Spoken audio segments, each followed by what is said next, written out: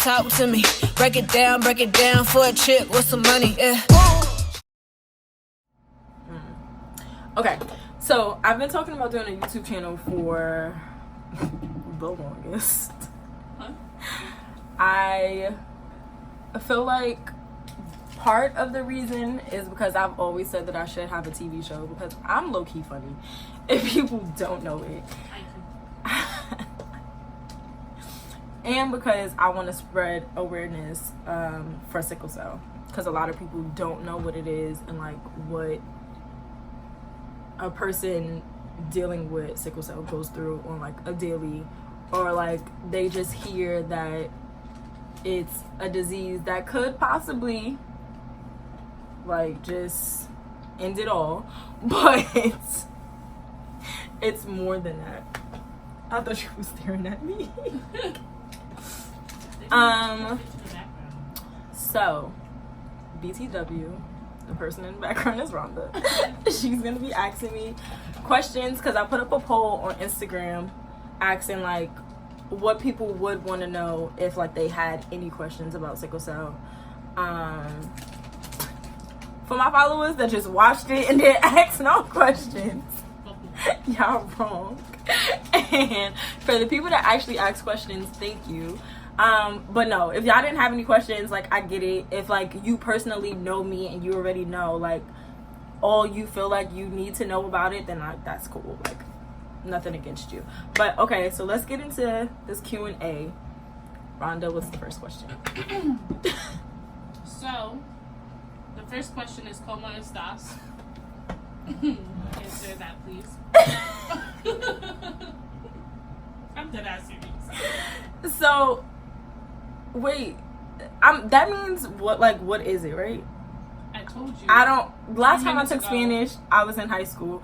She said she failed Spanish, so like, I'm just gonna go with what is it? Okay, so sickle cell is a blood disorder that affects your red blood cells.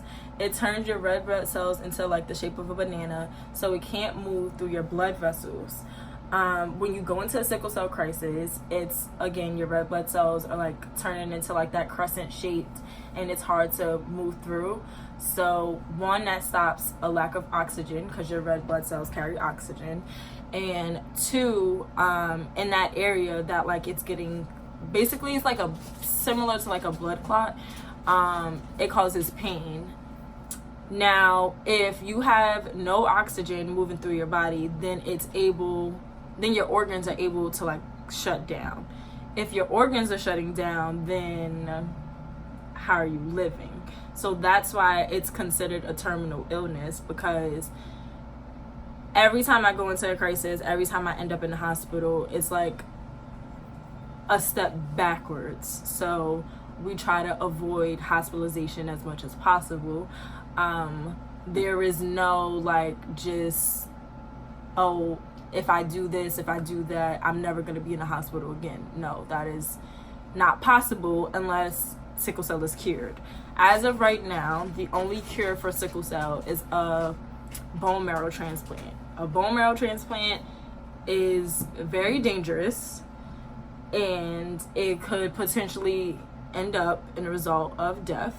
So a lot of people don't even think about it. I have thought about it, and I am currently in talks with my mother because I make all of my decisions with my mom. Yes, I am about to be 25. It does not matter. My mom will forever be there, and I'm always going to ask my mom questions about everything and see what her answer is before I do anything.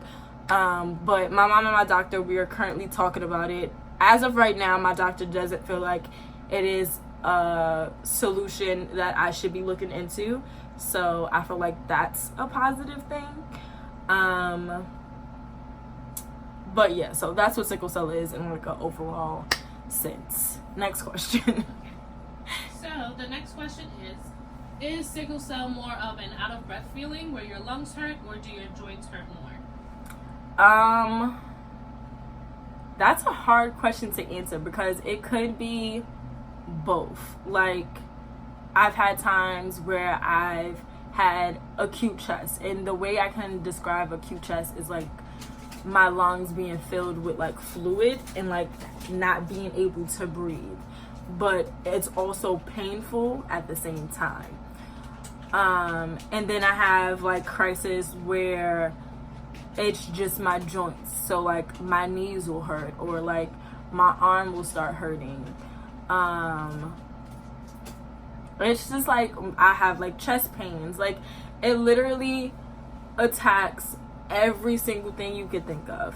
When I go into a crisis, it could start as one thing, it could start as multiple things and progress to even more. If it starts as one thing, it could progress to something else. So like recently I was just in the hospital. When I went in, my legs were hurting me. I was like really hard for me to walk. It was super painful. But as I was in there, it progressed into me having chest pain. My tonsils, I have a problem with my tonsils. I don't know if it has to do with my sickle cell or if it's just my tonsils need to come out, which I will be doing that real soon. But I constantly get infections in my tonsils. I've never had strep throat, and that's the reason why they won't take my tonsils out, because apparently you need to have strep throat 3 times in a year for your tonsils to come out.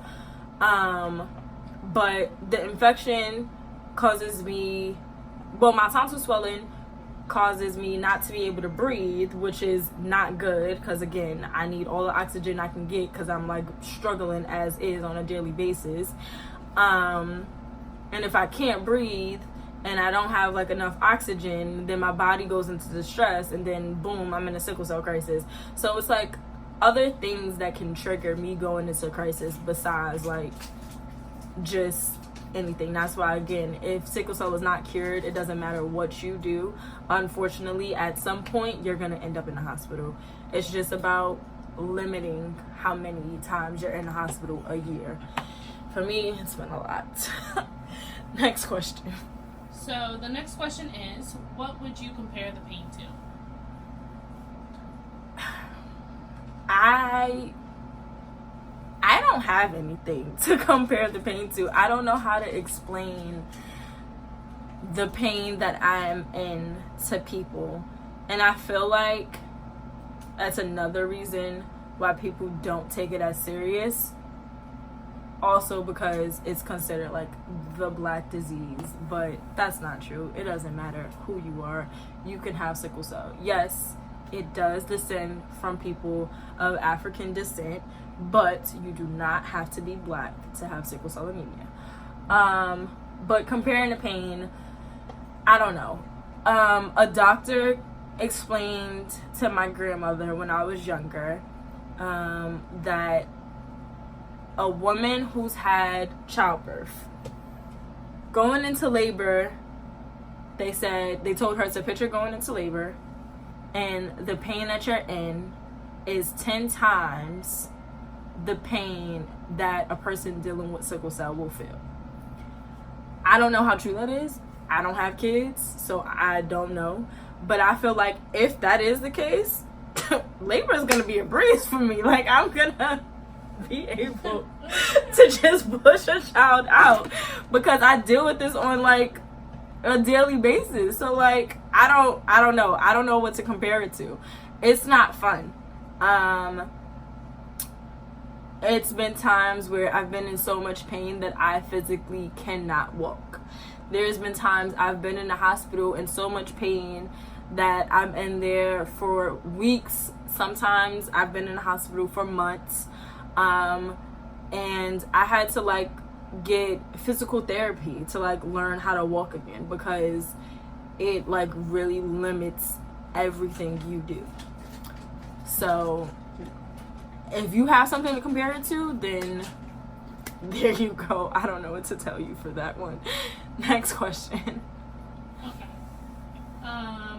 The next question is, how much water do you have to drink? I know who asked that question.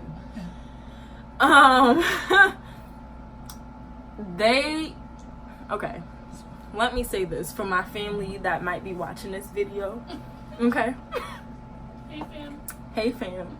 Anyways, the doctor doesn't tell you how much water or how hydrated you have to be, but they tell you to stay hydrated at all times. So, technically, I should be drinking 8 bottles of water a day. However, I do not only have to drink water to stay hydrated. I can drink Gatorade. I can drink Powerade. I don't drink Gatorade. But point is, anything that will hydrate you, any fluids, they tell you to drink. My family is just strictly water. Yes, I know I'm supposed to drink 8 bottles a day. Do I drink 8 bottles a day? No. Should I drink 8 bottles a day? Yes, I am working on it. I don't like water. I like flavor. But I have found flavored water that doesn't have any added sugars and calories. So I'm going to start drinking that. But like, it's expensive to like be healthy. So You used to go to 99 cent juice. I'm working on it. Okay? Next question. So the next question really isn't a question. It's more of like support. Someone just said, just glad that you asked this and that you're related to me. Oh, thank you, Auntie. I know that was you. The next question is, and it's the last question, it's which gender does it affect more? Okay.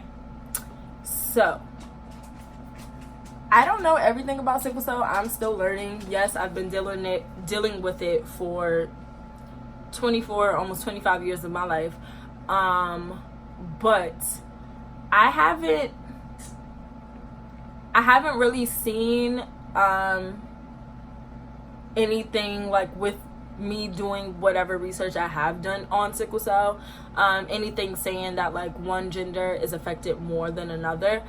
However, they do talk about age a lot.